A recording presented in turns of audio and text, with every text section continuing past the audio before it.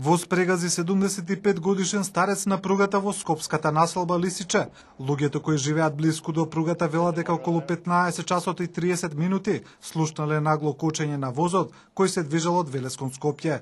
Од железницата одбија да дадат изјава за несреќата, но очевидец вели дека го видел човекот како со дигнати раце застанал пред возот. Според очевидци кои сакаат да останат анонимни, старецот одеднаш излегол пред возот.